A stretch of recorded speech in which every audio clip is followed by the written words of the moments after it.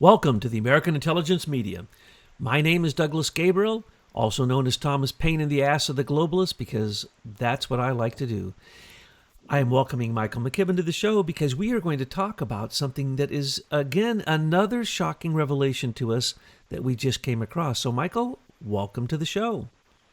Thanks, Douglas. Nice to talk to you.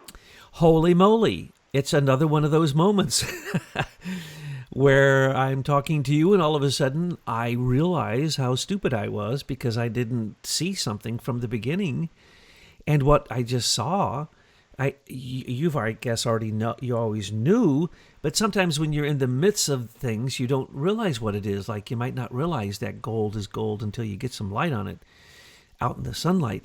So the gold that we just discovered, that I discovered in my small brain, was that the president of your board was in fact a brigadier general. Did I get that right? Brigadier general.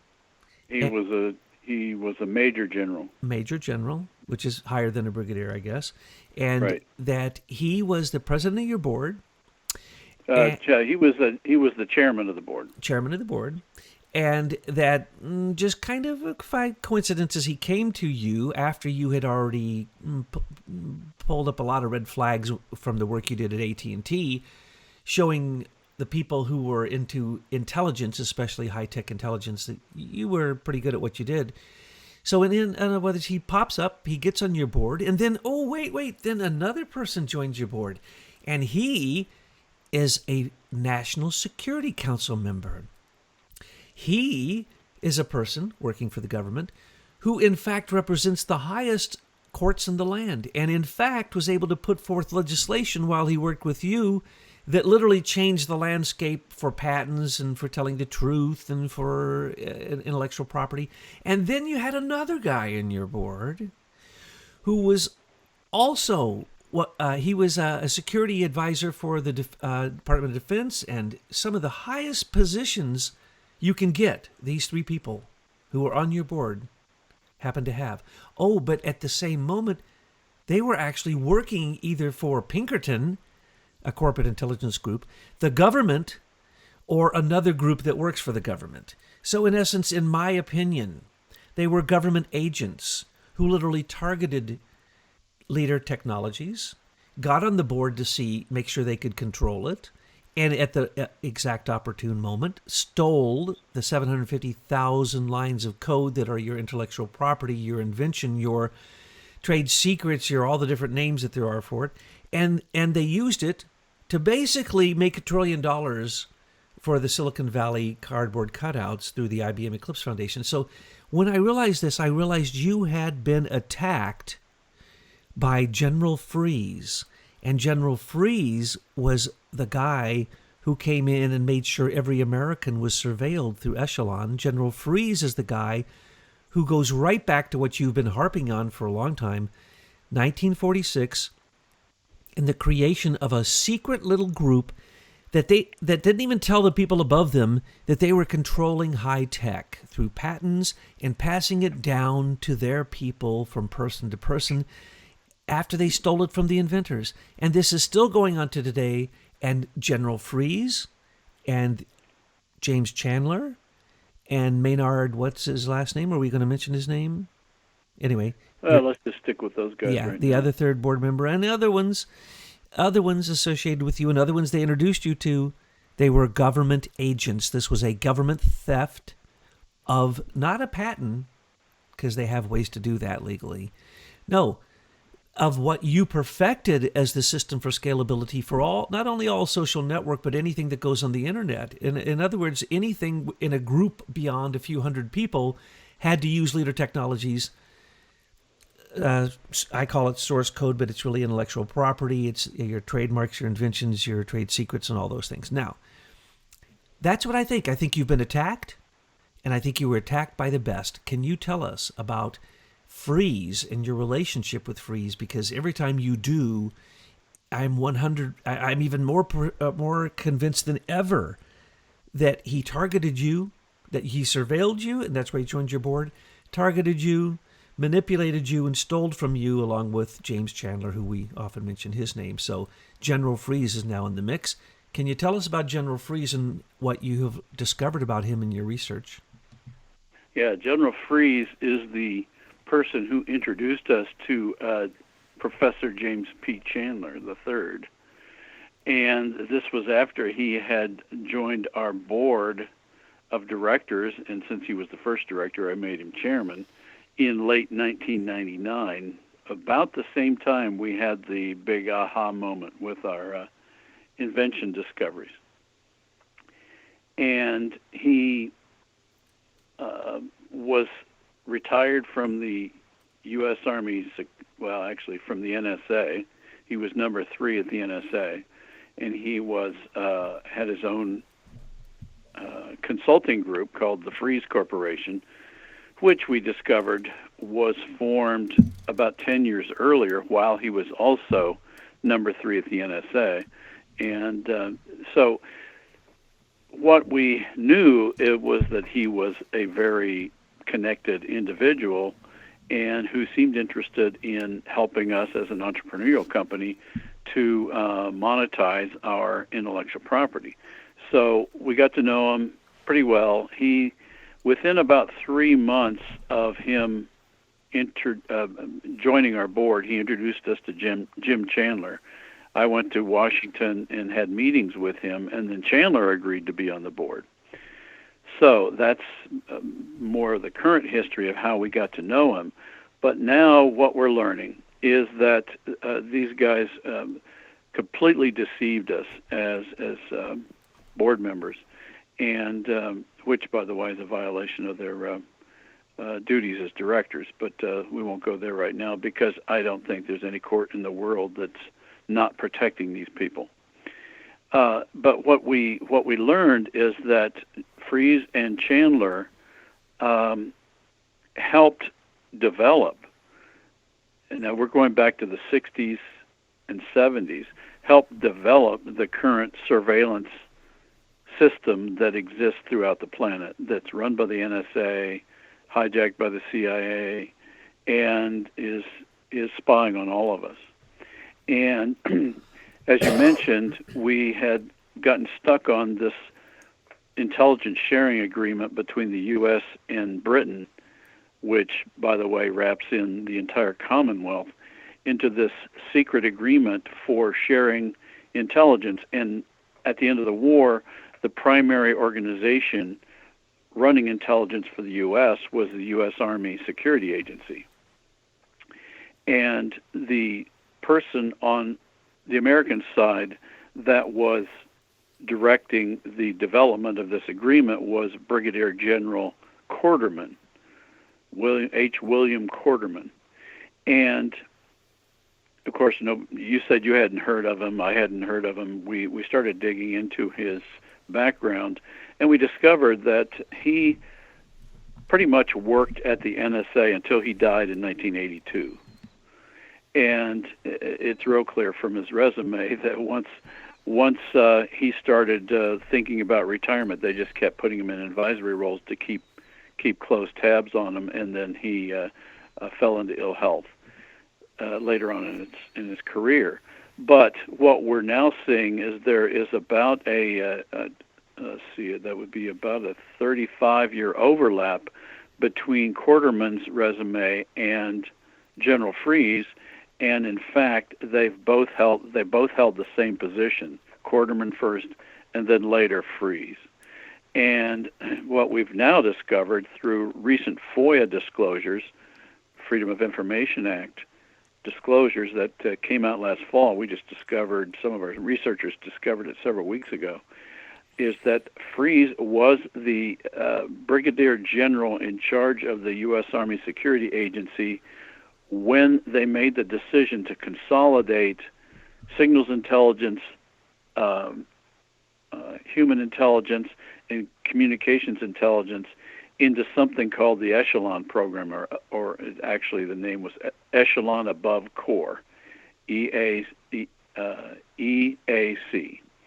And that was essentially what we have today in this mass surveillance program that collects data from all the intelligence gathering capabilities of the world. And then once they realized that the internet was going to give them new opportunities, they started looking at how to co-opt commercial companies to get better and better at gathering data. And one of the things they learned in the 90s was that when you gave away services to individuals, they'll pretty much tell you anything you want to know. They'll give you all their data, and that's what we know now through freebies like Gmail and Facebook and all the others. So, bottom line, what General Freeze did was target us because he could see we obviously had a solution that they needed for continuing to develop their mass surveillance program for spying, and then they organized their relationships through the CIA, through Incutel, and through IBM, who has never been anything but a government supplier of these surveillance systems, and they colluded. You're right. They targeted us, and they colluded together or conspired together to steal our technology, and that's what we have today. Anything to do with social networking. Well, General Freeze was already in the business. And his business would have been watching anybody who was going to advance that business, because then he'd steal the technology and either have power control or money or some kind of recompense for it.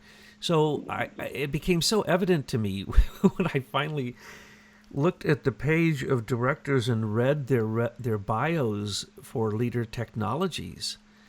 These were at least three of them, I would speculate, saw that you were about to discover what all the other companies were trying to get and trying to do, but they didn't have an idea, and you were basically the horse that they bet on.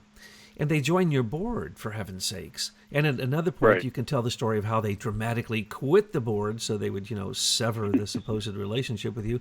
But the reality is, they were just sitting around waiting for you and your astounding team of engineers that were part of Leader Technologies to solve like a dozen major questions, or let's say you solved the question, but it had 12 applications. And so Leader Technology has applications in all the things that then they spread through IBM Eclipse Foundation, whether it's PayPal or Google, or whether it's Gmail, or whether it's YouTube, or whether it doesn't matter. You already had all of those bundled together. And so when you wrote the white paper on it that was stolen by Mark Zuckerberg, then James Chandler basically had what I would call his, business calling card. It was the business plan for him to go to IBM Eclipse Foundation and say, I stole it first, I get the finder's fee.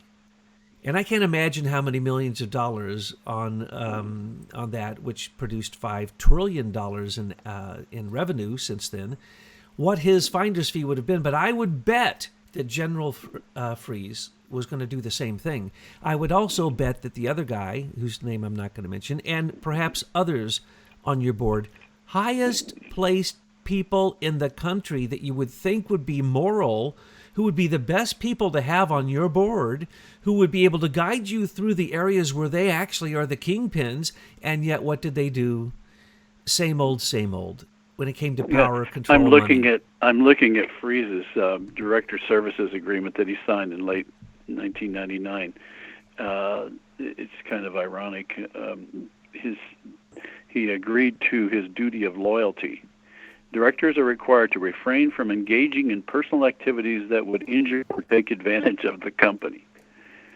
So there isn't a word in this Director Services Agreement that he hasn't violated. They had to get off your board. So that tells you that these people do not believe that the law applies to them at all. They write the law. James Chandler writes the law that allows him to lie to Congress.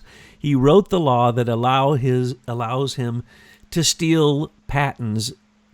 And he's such a good industrial espionage thief that he joined your board and got you through because you were not naive. You weren't going to give this stuff up. he had to manipulate you into a contract, which you can go into all those details, to make you, what do you call it? Prove the. It was a proof of concept that we did with Lawrence Livermore National Labs. There you go. On how video signals would be processed through our platform, and which is now used in spades all across the internet, obviously. And he had you. So the video files are the long pole in the tent from an R&D standpoint, because those are the largest kinds of files that pass across the internet. And when you're exchanging those across, among a lot of people, that's what's going to bring a network down. And so he devised this test that we did with Lawrence Livermore National Labs, where we actually proved that we could take their security video signals and process them all at once. And then that was the project that Chandler then wrote this very long, what's called a CRADA agreement, and in it included a clause where we had to provide a custody copy of our source code that he would keep as our attorney involved with the settlement of the agreement. And that was the theft, because he then took that, and within 11 weeks then, IBM Eclipse Foundation issues this source code tree that's something like 5 times what it had been for the previous 2 years, where they had incorporated all of our ideas into the platform. And then within months, within a short period of time, Facebook, YouTube, Gmail, they all started in early February 2004 at the same time. And so Livermore Laboratory, Lawrence Livermore Laboratory experiment was to prove that your concept could be put into application. And correct. What you did, I've seen the camera, one of them, and you not only had all this video coming in, you had it coming in so that it would only come in when it was being used. And then it all integrated, and then it all had to happen all at once, and then it all had to happen on this huge scale, and it had to happen through many cameras. So in other words, that's YouTube. Yep. That was YouTube. That's YouTube. That's mass surveillance. That's how do we collect data from the Internet of Things. That's Walker's aggressive remote control. That's all of these technologies. We're all in proof of concept phase back then. And the trick was they had to use us, to do these tests, because they didn't have access to our source code. So they had to figure a way to get us to show their buddies that this really worked. And then as soon as they had a copy of the code, they were off to the races, and we were left holding the bag. Well, very clever bunch of people. Well, they're clever, but unfortunately you were moral.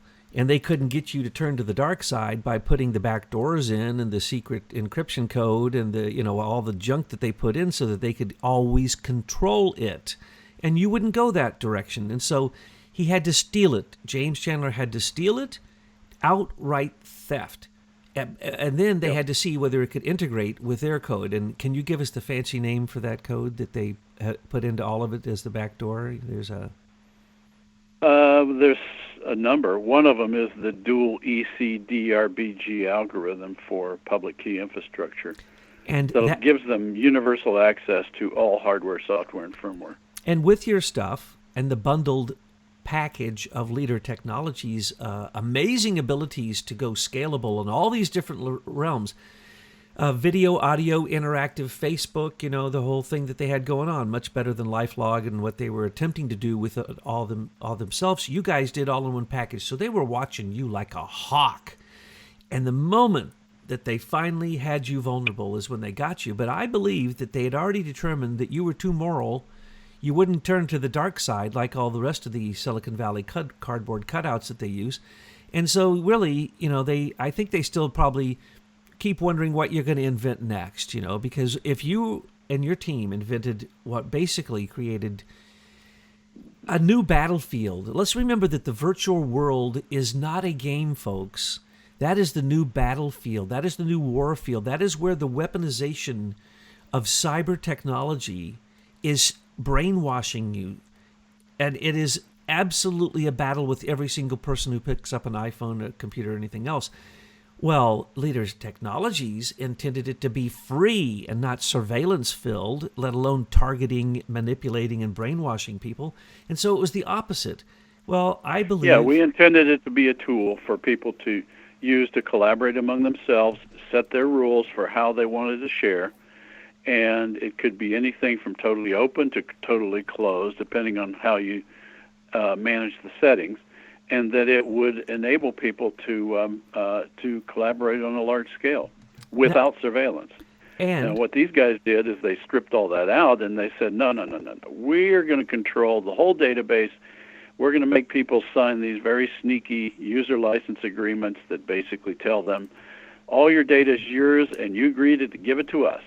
And they write these art of the exception type of end-user license agreements that fool people. It's the ultimate fine print. And if you look at these user license agreements and actually go through all the links, and we've had people do that, we're talking 1,500, 2,000 pages of agreement here. Well, what I want to know is, first I want to underscore the fact that all these different bundled things, which I haven't talked about enough, because when I saw that you not only had, you have email, you have leader contact, you have group mail, you have meeting platforms, you have money, but most important, and if people don't get this, or you think that this isn't affecting you, here is how simple it is. If you have ever used a single secure sign-on, if you've ever used a username and a password, you use Leader Technology patent IP, period, and that's basically everything. Now, what I want to know is, so that includes, YouTube, PayPal, it includes the internet, Google, it includes everything you ever have to sign on to. All should be paying a license and a certificate to Leader Technology for 17 years of theft. And by the way, as you were sitting in the board with these highly evil people, let's just go to General Freeze. You don't get to be a general in intelligence unless you were the intelligence that created wars, which created death. He is absolutely 100% responsible for the death of many people.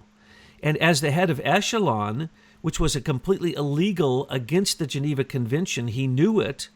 He knew what he was doing with Echelon, which was spying on everyone and considering everyone bad and evil and the enemy.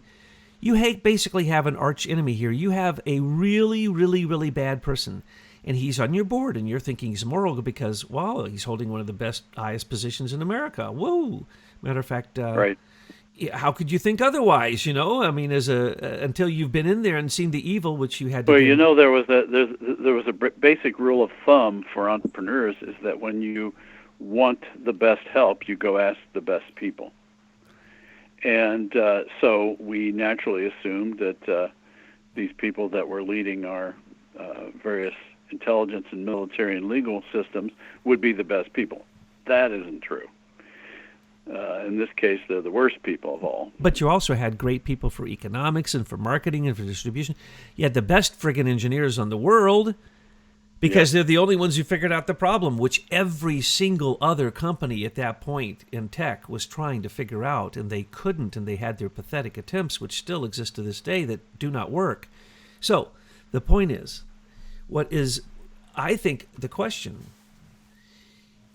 when you sat there on that board, isn't it amazing that you didn't know that 3 of those people were as evil as anybody on the face of the earth, that they were literally murderers, happy to be murderers, thieves, very, very wealthy because they're thieves, and they wish it to go on because it's almost it's an institution of evil for them.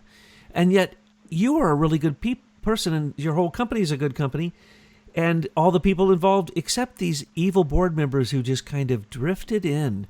But that shows you the infiltration of industrial espionage and how it mixes with the government. And so what I'm saying is, folks, I used to say this was a corporate theft. This was a government theft because Chandler worked for the government at that time, and 100% certain that Freeze still had his top secret security clearance. So therefore, simply by association, he still worked for the government, not to mention the fact that he would have had top secret security clearance to Echelon. So he could have spied on anything at any time he wanted. And the other people, I'm not going to go into naming them, would have had the same type of government connection. This was a government hit job. Yep. Now, what we need to do is get Trump to realize that you got the keys right here. 750,000 lines of source code.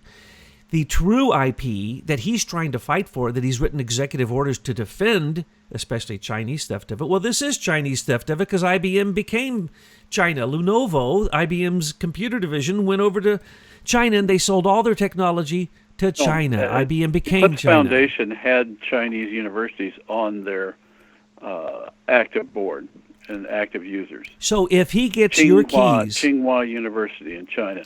When Trump gets your Zuckerberg's keys... favorite Chinese university. Which I want you to describe here, what the deal you have for Trump. But it's the keys to bring down the Silicon Valley cardboard cutouts. Why? They're all based on theft through the IBM Eclipse Foundation of Leader Technologies IP.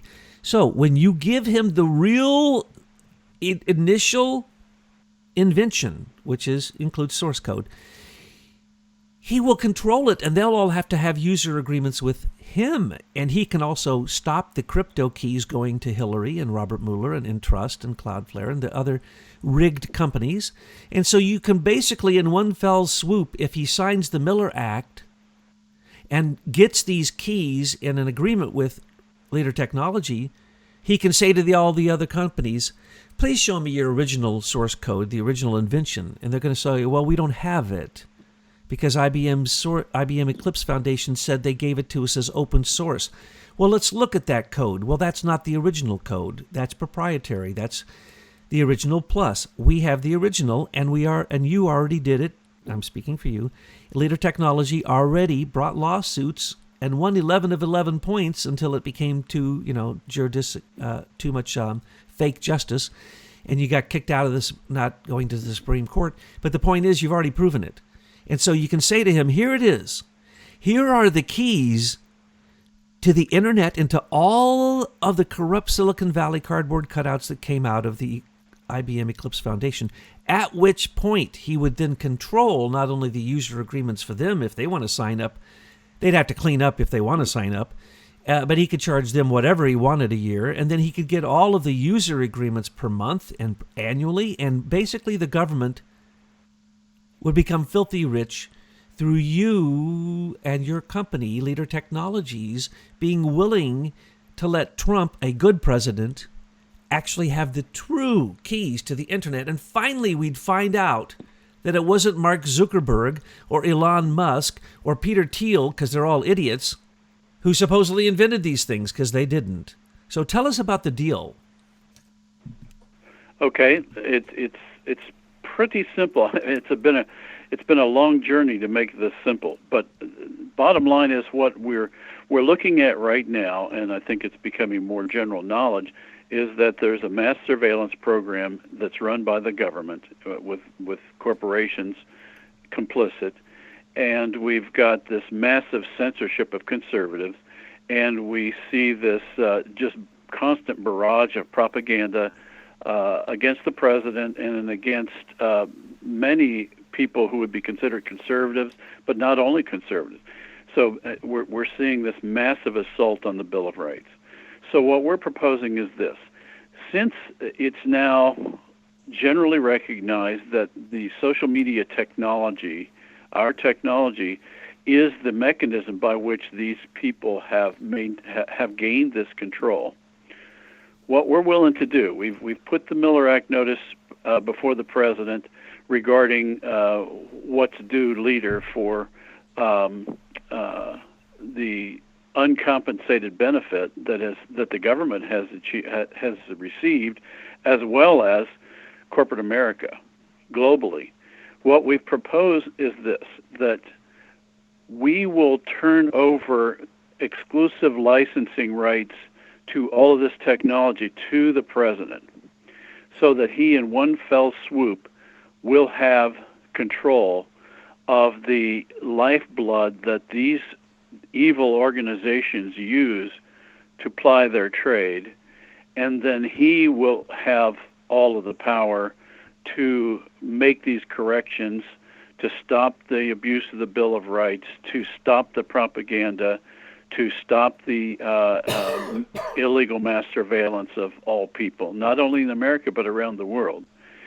And that by using the influence of the executive office can completely turn the tables on a whole set of very messy situations that do threaten our republic. And if they're not, in my view, if they're not addressed soon, may be the end of our republic. Because once these people get full control of the digital coin, of digital networks, and the ability to knock people off the internet simply by taking them off of a list, then we have a tyranny.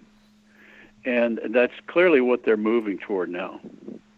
And we've got this mass MSM propaganda, and that's being pressed through social media. Well, if all of a sudden the president has the keys and can dictate the terms by which these guys continue to operate, that puts a lot of very important power in his hands. Now, Michael, can you, I use the term keys, can you explain the PKI and the crypto keys and how that's part of this deal?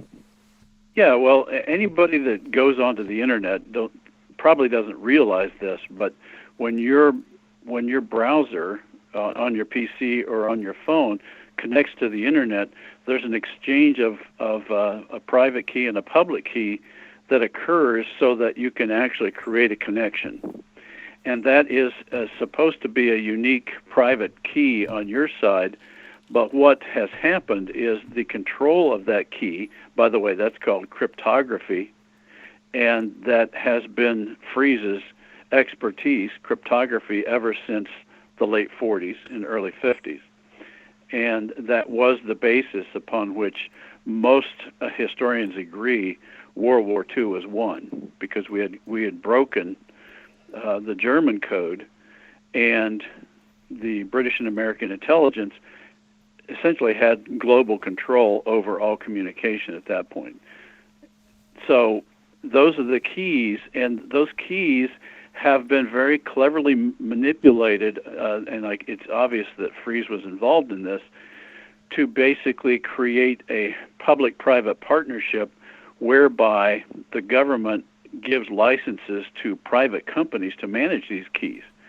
And if we start tracking back the companies that have these keys, we see a very few companies, and those companies to this day, right now, are controlled by forces related to Hillary and Bill Clinton, to Michael Chertoff, the former Homeland Security Director, and Cloudflare, which is run by a protege of Robert Mueller.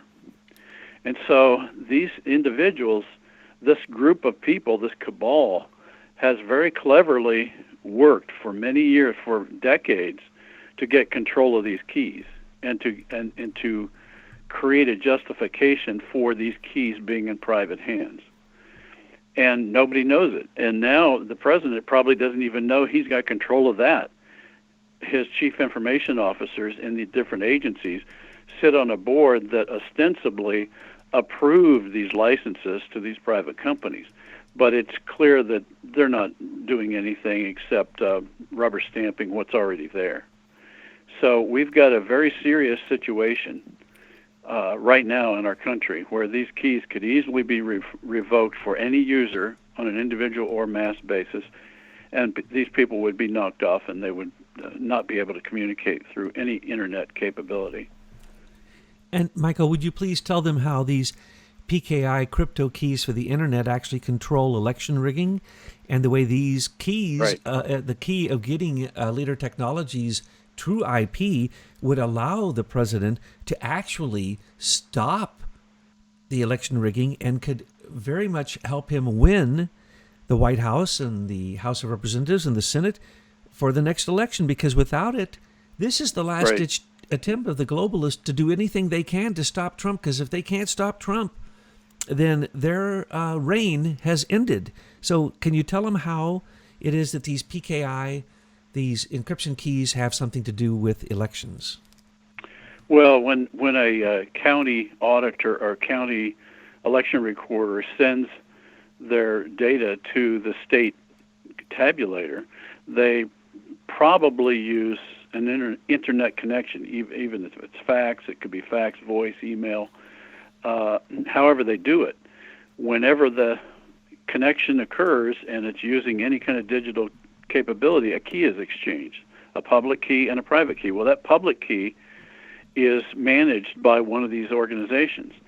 So all that organization has to do is intercept these messages, and since they have stored your public key, and most people don't know the little dirty secret, they also have grabbed your private keys, and they can open up any message that's being sent to the state tabulator. And as soon as they can do that, they can change the votes, the numbers very simply, and then re-encrypt it and send it on. So that's a capability that would be unique to these key companies. And since these are all in these globalists' hands, if they really wanted to come all the way out and they didn't care about getting caught, this could be a massive takeover. So, Mr. President, if you'd like to win the election for the White House, the House of Representatives, the Senate, if you'd like to stop the Silicon Valley cyber attack on Americanism, because they're globalists, because they usually don't even pay taxes, and their headquarters may not even be in America, and even if it is, that's not where they're going to pay taxes or don't pay taxes. And by the way, Mr. President, if you have this, you will no longer have to subsidize these companies as monopolies, because that's what has been happening all along, in case people don't know that. And so once these companies have been knocked out, they can't get back up until they meet your user standards, which means no surveillance, no censoring, free speech, and no Islamic fascism. Because why? There is the internet, and then China, Russia, North Korea, Syria, Turkey, and many other countries have their own intranet, and they can stop anybody they want from saying anything they want, and that's why there's no free speech. It's coming to America, same exact supposed AI, same censorship, same everything. Mr. President, we are in the last throes of our republic with free speech. You know that. If you do not win the election, Mr. President, we all go down. We're going to be like Europe. There's going to be, they're going to take our guns. There's going to be knife stabbings. There's going to be acid in the face, just like in London every single day. Just like throughout all of Europe, there's going to be no free speech to tell you how many people are dying, how many people are being raped, how many of these invaders called migrants are actually killing people. So this is no joke, but everybody's too busy being entertained by their digital devices to wake up to the fact. Now, I woke up in having conversations with you recently that this whole Miller Act notice request to the president is because the government attacked your company. And then corporate intelligence attacked your company. We know that through Pinkerton and other groups that were actually represented by members on your board. And then here's the problem. They didn't do their normal routine because you hadn't solved the exact equation yet, in a way of looking at it. Yeah. And so what they did they do? They could just come in and grab it and knock us out. We were still working on it. They made mistakes. When Freeze was around. They didn't wait for you to get a patent. They grabbed your source code. They stole it, and it was stolen by who? An agent of the government.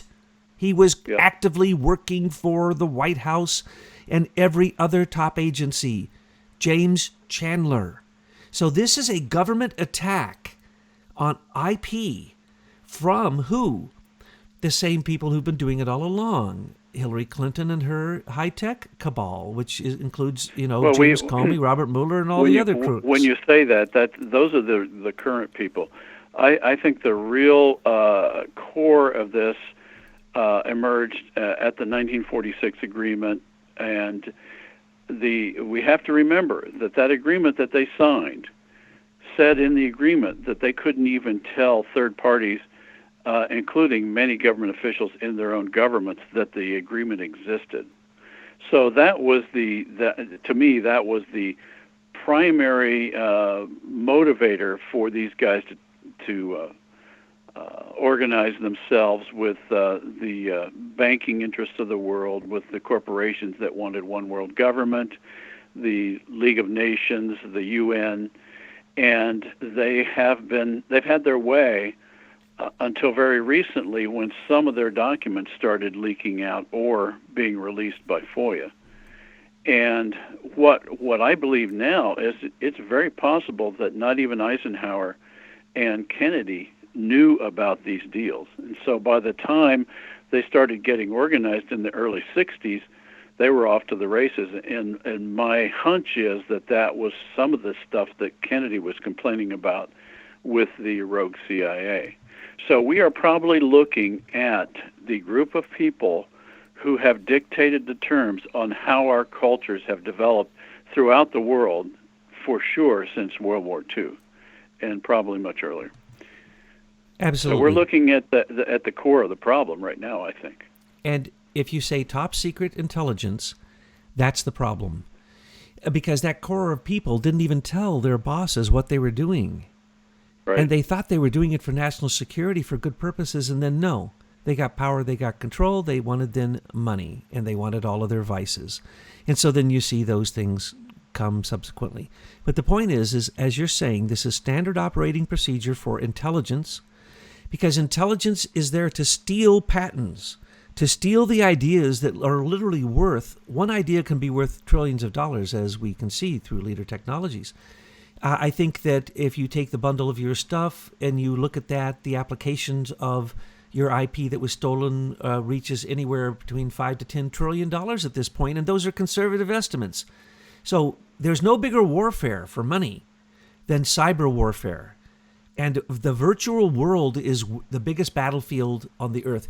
And because it was weaponized by the military and it's out of control, it's like so many things that the military created and now can't control. And so then they have to have these different subgroups try to control them. So here you have a General Freeze from Pinkerton, which is a corporate intelligence group, on your board. Think of that. This is a man, I don't even want to go into Pinkerton's history, but this is a man who's so powerful that you can't count how many people he has controlled, and many of them have fallen in war. And yet he's joining your board to find out if you can come up with a nice way to have email. No, he knew it was intelligence. He knew he was going to weaponize it. And they set up the IBM Eclipse Foundation so that with $40 million, so that they could go underneath the auspices of a charity or philanthropy and open source code. There's no such thing. IBM never gave away a patent in their history. They didn't give away the most expensive, the most lucrative patent in history through the IBM Eclipse Foundation. All fake. See through it, Mr. President. No, they gave away our code. They were quite happy to give away our code. Oh, of course. And then they proprietized it and made it 1.1, and then it was theirs. That's what the pharmaceutical companies do. They steal it. That's what all industrial espionage does. Well, Chandler made a comment to me once, and I think every once in a while he had an unguarded moment. He said to me, well, sometimes ideas are just too big for one entrepreneur. So he was going to help you, and he got his piece of the pie, and I'm sure Freeze got his piece of the pie, and the rest of them who were the culprits got their pieces of the pie. But it's the same old story. It's standard operating procedure for the secret club, usually men. It's usually the secret old boys club, they call it. And they have their, super secret group, and they don't tell anybody nothing. And they make decisions that control everybody's life. I'm sorry, I was one of those people. I had so many security clearances that probably 2 or 3 of them, I couldn't share the information I had with the president. He didn't have a high enough clearance. That's not an exaggeration, okay? So when we're talking about... That should never be. It's disgusting because I was in the military. I was working for the commander-in-chief, but I can't tell him what I do? That's insane. So right there tells you we haven't had a republic. If the president, the person we elect, does not have all of the information to represent us properly, then we are in fact controlled by a secret private cabal. And that's what this intelligence system that was created at the end of World War II, in my mind, was, they may, I'm just going to give them the benefit. I don't think I should give them the benefit of the doubt because why would the British still redact 2/3 of the people that they had at that agreement? So they're just hiding something. They're hiding the name of their children who are going to receive that money. Probably.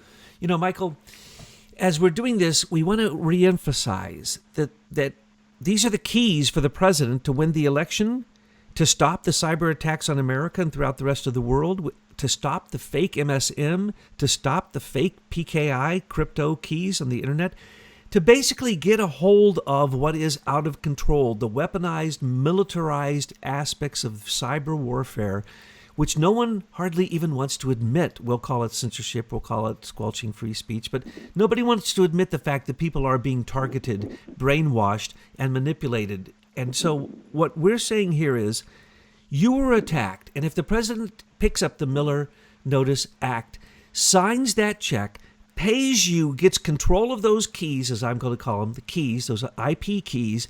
If he gets control of those keys, he will not only have another 6 years in the White House, but any other MAGA candidates after him will go on in that tradition. People from Silicon Valley won't be showing up at his office and considering the president's request. The president is going to start telling them what to do.